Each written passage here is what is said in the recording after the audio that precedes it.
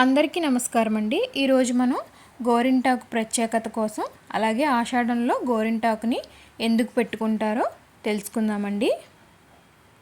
ప్రాచీన కాలం నుండే సౌందర్య మరియు ఆరోగ్య సంరక్షణ సాధనలో గోరింటాకుది ప్రత్యేక స్థానం అని చెప్పవచ్చండి. ఆయుర్వేద ప్రకారం గోరింటాకులు పువ్వులు, వేర్లు, బెరడు, విత్తనాలు అన్ని ఔషధ గుణాలు కలిగినవే.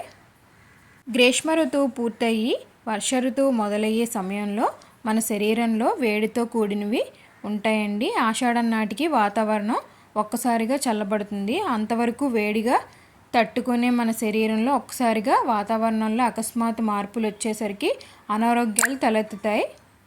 అలాంటప్పుడు ఈ ఆషాఢ మాసంలో గోరింటాకు వేడిని తగ్గించే గుణం ఉండడం వల్ల బయట వాతావరణానికి అనుగుణంగా మన శరీరం చల్లబరిచి అనారోగ్య సమస్యలు బారి పడకుండా కాపాడుతుందండి.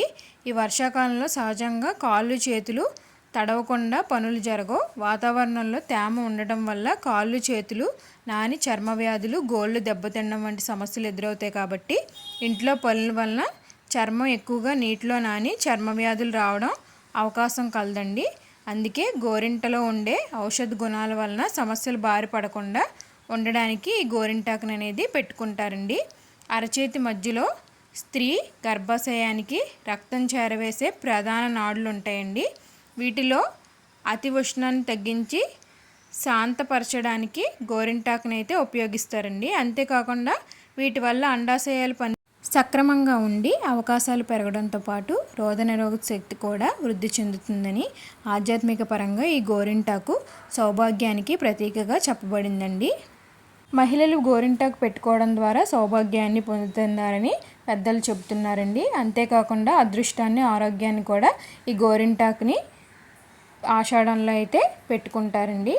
ఇక్కడ గమనించాల్సిన విషయం ఏంటంటే ఈ మధ్యకాలంలో కృత్రిమ పదార్థాలతో తయారు చేసిన గోరింటాకుని అంటే మెహందీ కోన్ని వాడడం వల్ల చాలా స్కిన్ ఎలర్జీలు అయితే వస్తున్నాయండి.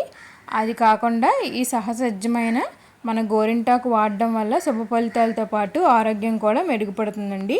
అందుకనే ఆషాఢ మాసంలో ఈ గోరింటాకుని అయితే మహిళలందరూ పెట్టుకోవాల్సిందిగా కోరుకుంటున్నానండి. అంతేనండి. మా వీడియోస్లో కంటెంట్ ఉందనిపిస్తే మా వీడియోస్ని లైక్ చేయండి, షేర్ చేయండి. మా వీడియోస్ని సబ్స్క్రైబ్ చేయడం మాత్రం మర్చిపోకండి.